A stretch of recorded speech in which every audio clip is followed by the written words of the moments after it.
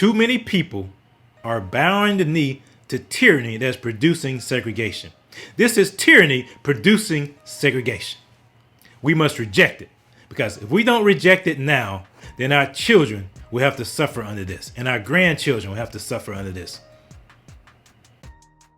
Thank you so much for liking your comments and subscribing to the channel.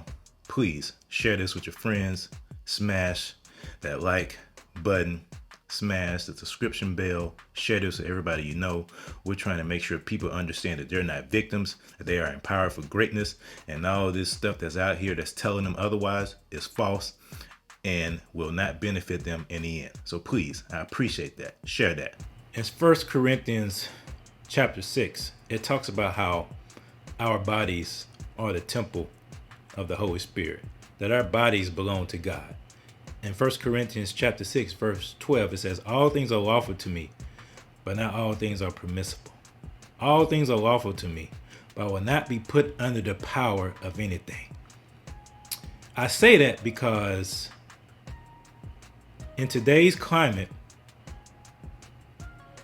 there is a segregation taking place between those who have taken the shot and those who have not. And for those who are believers who have not taken the shot, the justification has been that our bodies belong to God. We were bought with a price. We are no longer our own. So we are very judicious and selective as to what enters our body. And because that fetal cells were used during the processing of these vaccines, and the fact that the vaccines have not been fully vetted. I know there has been testing that has been done, but they have not been fully vetted over years. And so that has made a lot of people hesitant. And in particular, the black community is very hesitant. I mean, I don't have to name all the reasons why the black community is still hesitant to this day. From the Tuskegee experiment, where black men down in Tuskegee, Alabama were given syphilis, and then they weren't giving medicine. They were given the syphilis just to see how the bodies would respond to it. To a recent example in LA, when black and Latino children were exposed to things and weren't treated. I mean, there's numerous examples of black people and minority people being treated unfairly by the medical system. And yet, the same government that did that wants black people and minority people to willingly take a shot that has not been fully vetted. I don't care that it was tested by 20,000 people. We don't know the makeup of those people that were a participant in that case study. Most things take years to be reviewed, but I'm not getting into whether or not the vaccines, the efficacy of those and that. I'm talking about the vaccine hesitancy, and in particular, how the current administration is using that as a point of segregation. It reminds me of George Wallace when he was standing at the door of the University of Alabama. In the name of the greatest people that have ever trod this earth, I draw the line in the dust and toss the gauntlet before the feet of tyranny, and I say segregation now, segregation tomorrow, and segregation forever. We have our current president saying, what else do you have to wait on? Our patience is wearing thin. For personal choice. It's about protecting yourself and those around you. I will sign an executive order that will now require all executive branch federal employees to be vaccinated. All. And I've signed another executive order that will require federal contractors to do the same. If you want to work with the federal government and do business with us, get vaccinated. If you want to do business with the federal government, vaccinate your workforce. My message to unvaccinated Americans is this: What more is there to wait for? What more do you need to see? We've made vaccinations free, safe, and convenient. The vaccine has FDA approval. Over 200 million Americans have gotten at least one shot. We've been patient, but our patience is wearing thin, and your refusal has cost all of us. And he's also implying that people that are vaccinated are angry and upset with people who are unvaccinated. I understand your anger at those who haven't gotten vaccinated. As the leader of the country, your role is to bring people together, not instigate anger and resentment when it's not there. But you have to understand, this is psychological manipulation. This is intentional. This is meant to browbeat those who have not taken it, who are still hesitant, into getting it. And then it's to pressure them as well. Because now your employer is going to get in on it. Your employer, if you work for someone who has over 100 employees, is being forced to mandate vaccines. Mandate them. I didn't hear anything about a religious exemption or even a medical exemption. That may still be the case. But now employers are getting in on the act. And if you're a medical provider, you don't have the recourse of an exemption if you take Medicaid and Medicare. I say all that to say that in America, we have the freedom to choose. But that freedom is being taken away. The right to choose is being taken away when it comes to whether or not you want to get the shot. And segregation is happening. Go to a big city. Go to an arena. Go to an indoor event. They're now checking to see whether or not you are vaccinated. That's Jim Crow for today's world. It is segregation. If you want to go see a show, then you have to meet certain criteria. Show me your papers, if you will. That's what they're doing. Show me your papers. You have to have proof that you are vaccinated in order for you to see this show. In order for you to work out at this gym. In order for you to see this game. I mean, the Las Vegas Raiders, you have to be vaccinated to go to the game. So this segregation is happening. And it affects black people on two levels. The segregation that's taking place intentionally by having separate white dorms and black dorms, by having white graduations and black graduations, by having a black national anthem before the football game and a white and the American national anthem, the Star Spangled Banner. That's one level. But the second level is that black people are the most hesitant group. So we're being segregated twice. In the last few days, there was a dust-up between Nikki Minaj and Joy Reid of MSNBC. Nikki Minaj, as every individual has the right to do so, was hesitant and skeptical about taking a shot. And she provided anecdotal evidence of why. She did not say that she was anti-vax or say anything negative. She didn't provide misinformation, which is a code word that people have to use today. She just gave her personal opinion.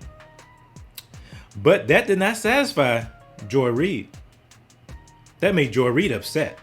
Or it made the people behind Joy Reid upset. It made the powers that be at MSNBC upset. And so they had to use Joy Reid, a black face, to go out and disparage another black person. And people like Nikki Minaj, I have to say this. You have a platform, sister, that is 22 million followers. Okay, I have 2 million followers.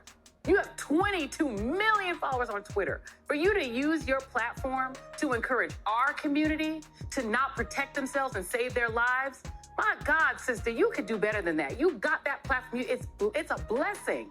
It's a blessing that you got that people listen to you. And they listen to you more than they listen to me. For you to use your platform to put people in the position of dying from a disease they don't have to die from. Oh my God, as a fan, as a hip hop fan, as somebody who is your fan, I'm so sad that you did that. So sad that you did that, sister. Oh my God. A person of color.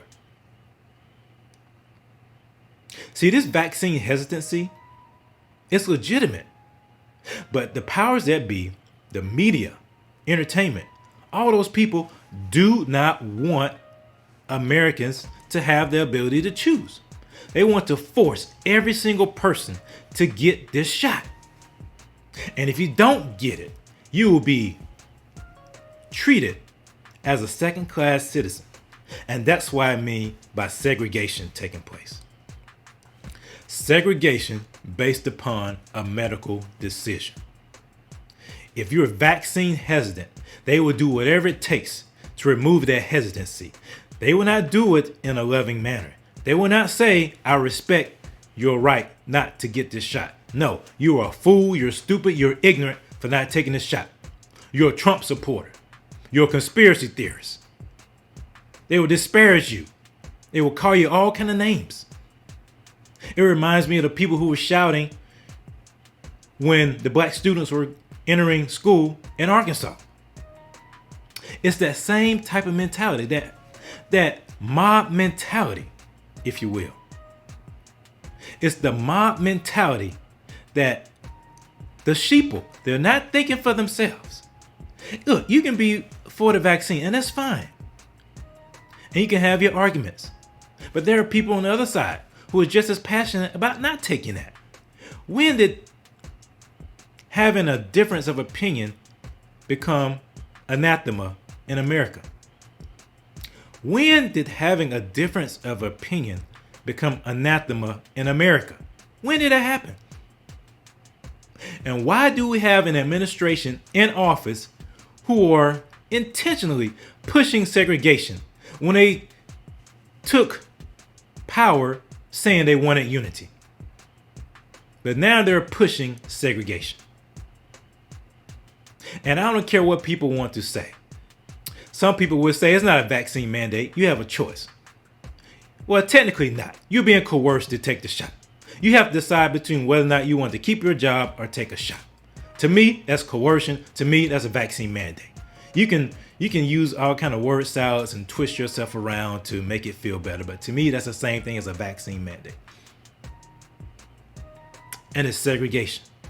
It's segregating people based upon their medical decision, a personal choice. People being segregated against because of that. And when you're vaccine hesitant, no matter what the reasons are, you are criticized. You're browbeaten. You're disparaged. You're called all kind of names. Simply because you want to think for yourself and take time before you make your decision. As the president said, what else do you have to wait for? We've been patient. Our patience is wearing thin. The government works for us. The president works for us, okay? He is not a dictator. He is not a king. He is not the potentate. He is the president. You understand? He works for us. Nancy Pelosi, Chuck Schumer, governors, Gavin Newsom, they all work for us. It's not the other way around. We have to realize that fact. They work for us. Fauci? Well, Fauci, he's on another level. All these shadow organizations like NAIA and CDC and all those are the ones that are pulling the strings when it comes to the government. But I digress. But the representatives, the president, the senators, the congressmen, they work for us. It's a government of the people and by the people. You understand me? It's our government. We are the government. We consent. It's the consent of the governed. We consent for them to be in office, not the other way around. But it's so funny. They consider themselves as the ruling class, and we're the serfs. What's good for us is not good for them. You've seen plenty of examples of leaders who have said one thing but done another. And that goes to show you that they don't believe in the things that they're telling us, but they want you to do them. They want to exercise power over you to do them. But we are not victims. We are empowered for greatness. And we will not allow anyone to make us victims. So this segregation that's taking place solely because of a medical decision that someone has made has to stop. It has to stop. And we are the ones who can stop it. Because the government works for us, not the other way around. If we put pressure on our representatives, if we put pressure on these employers, they will acquiesce. But unfortunately, too many people are bowing the knee to tyranny.